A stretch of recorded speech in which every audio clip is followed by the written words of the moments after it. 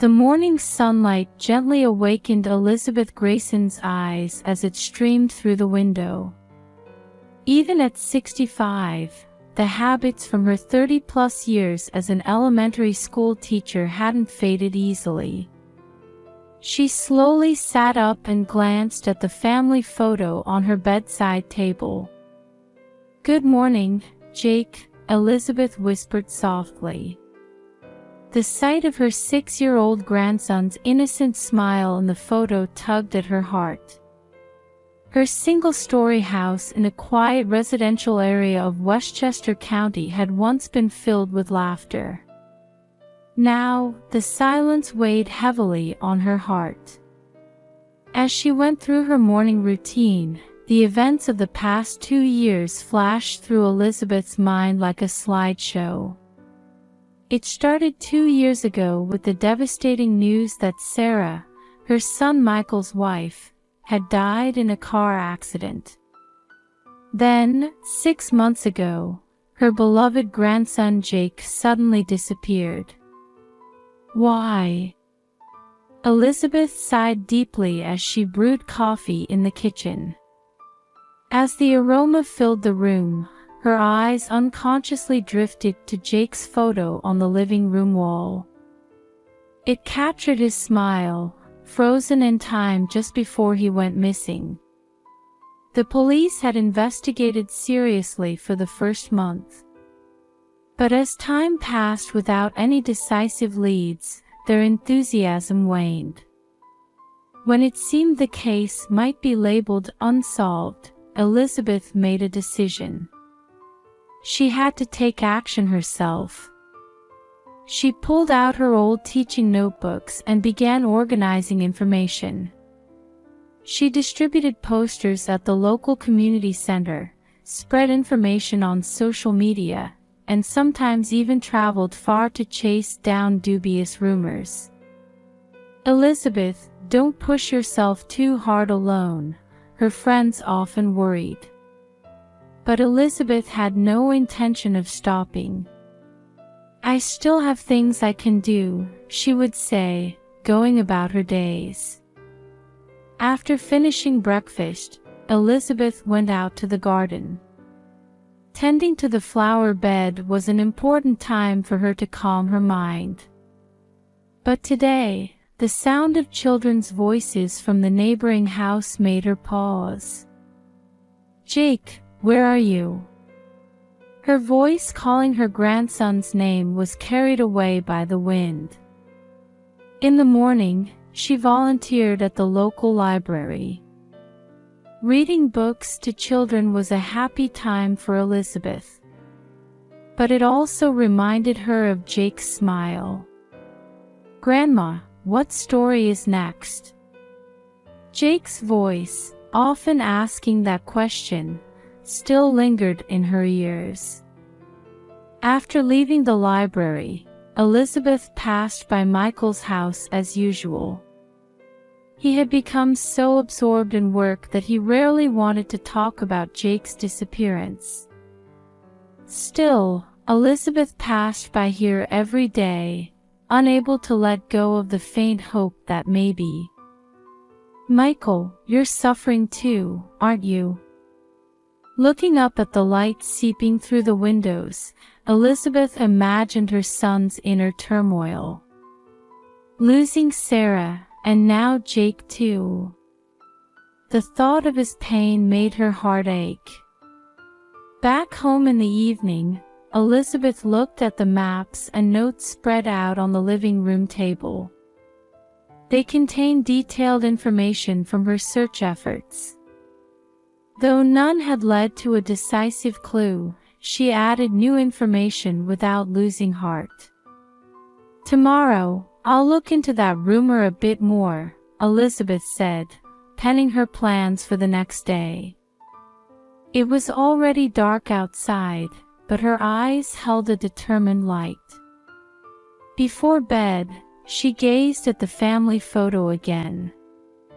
Sarah's smile, Jake's innocent expression, and Michael's gentle gaze. The memory of those happy days sent a pang through her chest. Jake. I promise I'll find you, Elizabeth vowed quietly. Tomorrow, her search would continue.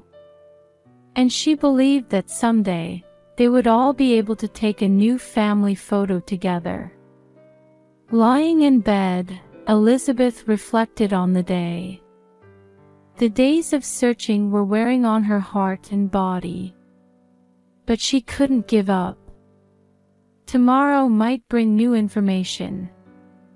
With that faint hope in her chest, Elizabeth quietly closed her eyes.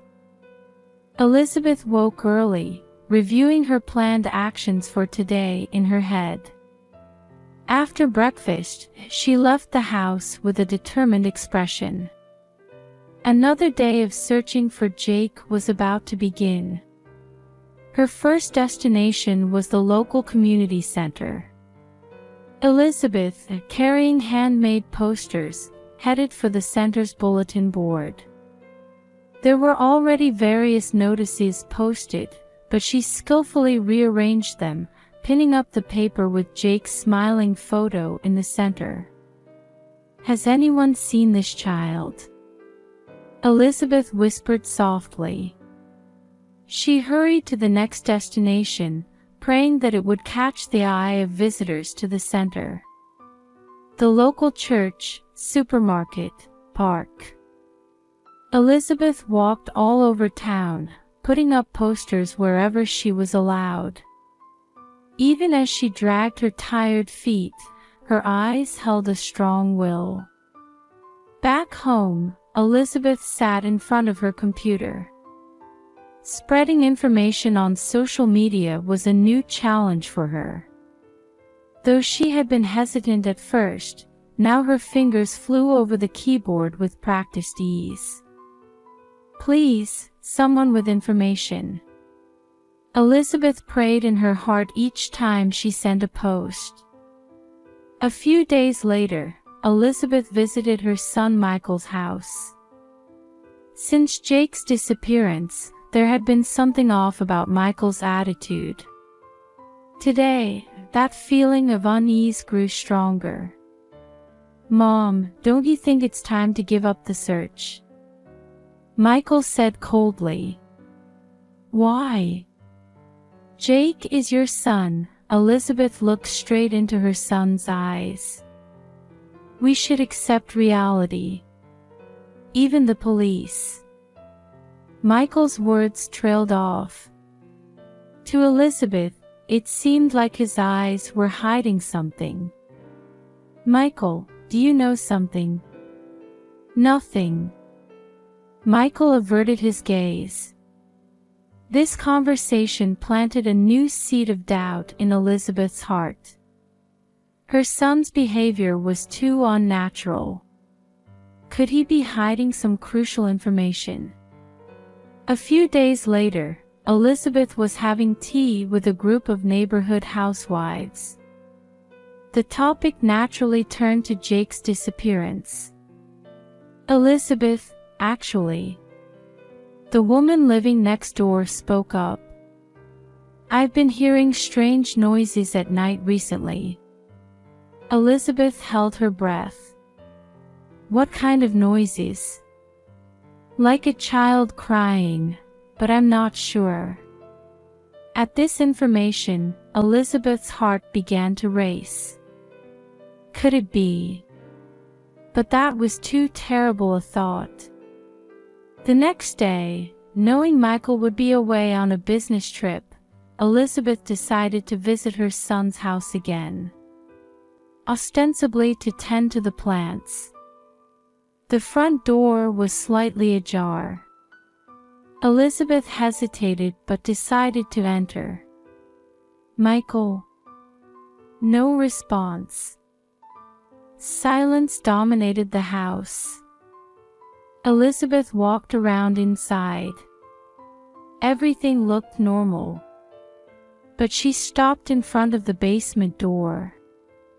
That door, which should usually be firmly closed, was slightly open.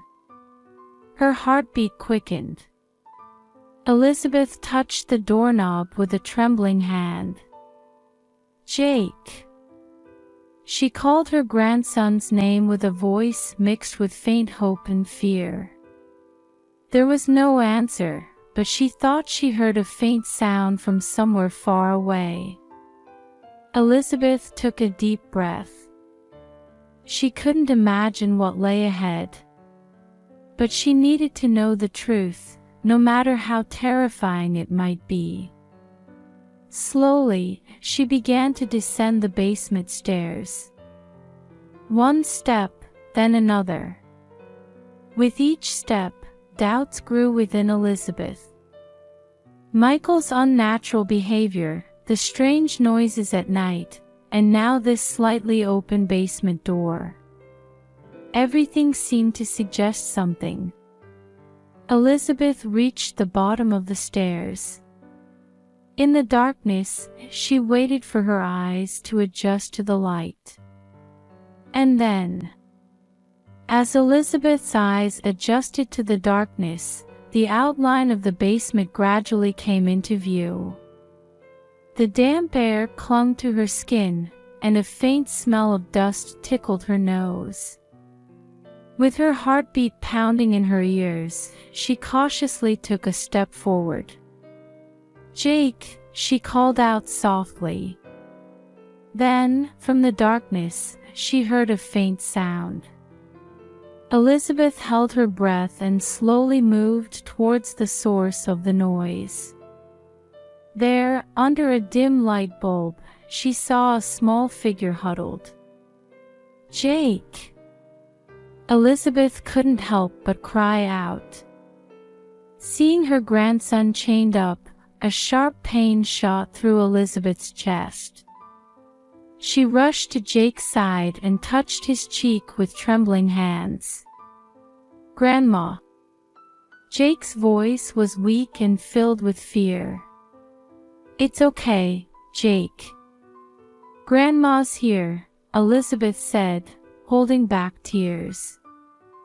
"I'll get you out of here right away." She desperately tried to remove the chains. But Jake's next words made her stop. "Save Mom first." Jake suddenly cried out. Elizabeth's face showed confusion. "But your mother." The words caught in her throat. Sarah was supposed to have died in an accident 2 years ago. So why was Jake asking to save his mother? "Mom's over there." Jake pointed to the next room. Elizabeth's mind went blank. She slowly stood up and walked unsteadily towards the next room. When she opened the door, "Sarah!" Elizabeth's voice trembled. In the corner of the dimly lit room was the figure of an emaciated woman. The face peeking out from under the long, unkempt hair was undoubtedly Sarah's. "Elizabeth." Sarah's voice was hoarse, but she was definitely alive. Elizabeth felt like her knees would give way. Sarah, who was supposed to be dead, was here. Moreover, she was being held captive by her son Michael. The situation seemed unreal, and Elizabeth's head was in utter confusion. Why? Michael? Questions she couldn't put into words kept welling up. Sarah weakly shook her head. "It's a long story. But now..." At that moment, they heard a sound from upstairs. The three of them held their breath. "Dad's back," Jake's voice trembled. Elizabeth made a split-second decision. "Stay quiet. I'll hide." She quickly hid herself in the darkness. Her heart was pounding so hard it felt like it would jump out of her throat. Footsteps coming down the stairs slowly approached. Michael entered the basement. Elizabeth held her breath and watched her son's movements. After checking on Jake and Sarah, Michael muttered something to himself and went back up the stairs. When the footsteps faded away, Elizabeth let out a sigh of relief. But there was no time to relax. She hurried back to Jake and Sarah. "Are you both all right?" Elizabeth asked in a low voice. Sarah nodded weakly. "Elizabeth, please help us." Elizabeth's face showed determination. "I'll definitely get you out. But we can't do it right now. If Michael notices." She quickly formulated a plan in her head. Should she report to the police, or should they attempt to escape on their own? Either way, they needed to act carefully. "Listen, both of you," Elizabeth said quietly but firmly. "I'll definitely come back to help you. Until then, hang in there." Jake and Sarah looked anxious but nodded. Elizabeth hugged them one last time and then carefully left the basement, making sure not to make any noise. As she climbed the stairs, her head was full of complex thoughts. Anger towards her son, worry for Sarah and Jake, and above all, the urgency and anxiety of how to resolve this situation. However, Elizabeth renewed her determination. She would definitely rescue the two of them. And she would uncover the truth behind her son's actions. As she left the house, Elizabeth looked back once. The house that looked unchanged on the surface, but the terrifying truth hidden in its basement. She took a deep breath and stepped forward. It would be a long and dangerous battle. But Elizabeth had no choice but to go back. To save her family and reveal the truth, her new fight had begun. On Sunday night, as the clock struck 11:30, Elizabeth crept up to the back door of Michael's house, holding her breath. Her heartbeat echoed in her ears. She quietly opened the door and headed for the basement. "Sarah, Jake," Elizabeth whispered. From the darkness, two shadows approached. It was Sarah and Jake. "Michael?" Sarah asked in a low voice. "He's drunk and asleep," Elizabeth answered. "Let's hurry." The three of them cautiously began to climb the stairs. Thanks to Jake's knowledge of his father's behavior patterns, they knew which stairs would creak. However, in her tension, Elizabeth's foot slipped for a moment, breaking the silence with a faint sound. The three froze in place. "Who's there?" Michael's voice came from upstairs. Elizabeth made a split-second decision and whispered, "Jake," Michael's cell phone. Jake acted quickly. He grabbed the cell phone left on the living room table and began dialing 911. "This is Michael Grayson's house. There are kidnapped hostages here. Please hurry." At that moment, they heard Michael's footsteps rushing down the stairs. "What the hell? You guys!" Michael's angry shout echoed throughout the house. "Run!" Elizabeth yelled. The three of them dashed towards the back door. But Michael's footsteps were getting closer. "I won't let you go anywhere." There was madness in Michael's voice. As soon as Elizabeth stepped into the garden, she spotted a large flower pot. "Sarah, Jake, go ahead. She summoned all her strength to lift the flower pot and threw it at the pursuing Michael. Ugh! Michael stumbled, tripping over the flower pot. Taking advantage of that moment, Elizabeth started running with all her might. She could see Sarah and Jake turning the corner of the street. "Wait! You traitors!" Michael's shout broke the night's silence. Elizabeth ran desperately. However, perhaps due to her age, she soon found herself out of breath.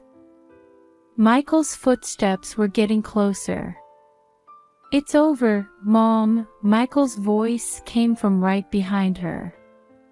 At that moment, a familiar house caught Elizabeth's eye. It was the home of Sarah's friend, Jennifer. Summoning her last ounce of strength, Elizabeth rushed to Jennifer's front door. "Jennifer! Help!"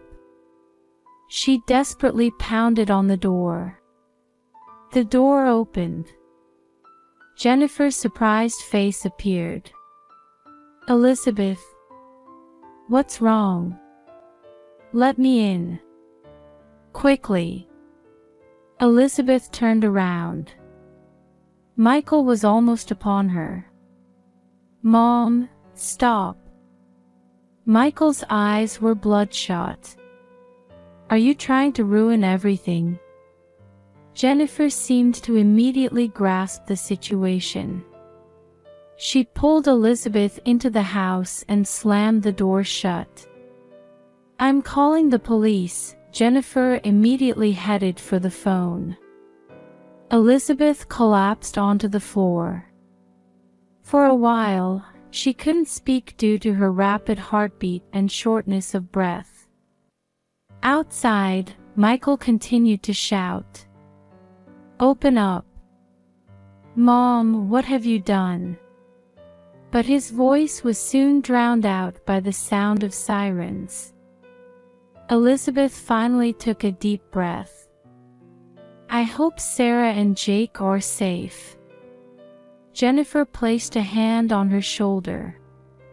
"It's okay, Elizabeth. You're safe now." Police sirens broke the night's silence as patrol cars arrived one after another. Michael was arrested without resistance, handcuffed and shoved into a patrol car. His eyes were a mix of anger and regret. "Elizabeth!" Sarah and Jake's voices brought Elizabeth back to her senses. She rushed over and hugged them tightly. "It's finally over," Sarah said, tears streaming down her face. Over the next few days, the whole town was in an uproar. The news reported on this incident daily, and the local community was deeply shocked. However, at the same time, an amazing circle of support began to spread. Local psychologists offered free therapy, real estate agents arranged temporary housing. Neighbors brought in meals, and children were kind to Jake. The trial began 2 months later. Michael's crimes were revealed in court. Imprisonment for Sarah's huge inheritance, creation of a false death certificate, and long-term abuse. The evidence was overwhelming. On the final day, before the verdict, Michael was given a last chance to speak. He stood up and turned towards Sarah, Jake, and Elizabeth. "I've done something unforgivable," his voice trembled. "Blinded by greed, I hurt my precious family. Mom, Sarah, Jake. I'm truly sorry." The courtroom fell silent. Elizabeth looked at her son with complex emotions. Anger and sadness, and a faint pity swirled in her chest. The sentence was 25 years in prison. Michael was led out of the courtroom with his head bowed. 3 months have passed since then. Sarah and Jake have started a new life in a new apartment, and Elizabeth visits almost daily. Today, too, she came with a homemade apple pie. "Grandma." Jake ran up to her happily. "Jake, how was school?" Elizabeth asked, hugging her grandson. "It was fun. I got a perfect score on my math test today." Sarah poked her head out from the kitchen. "Elizabeth, thank you as always." The three of them gathered around the dining table, enjoying a peaceful moment. Sunlight streaming through the window brightly illuminated the room. "Hey," Sarah quietly began, "I wonder what will happen to us from now on." Elizabeth looked at their faces. Anxiety and hope were intertwined there. "It's okay," Elizabeth said gently. "We have each other. Let's overcome this together." Jake placed his small hand on top of Sarah and Elizabeth's hands. "Yes. We're family, after all." Elizabeth felt a warmth in her chest. Indeed, they were still wounded. It would take time to heal. But at this moment, she was certain. They would surely overcome this. And they would find new happiness. Outside the window, the spring breeze gently swayed the trees. Like the beginning of a new season, their new life was about to start from here.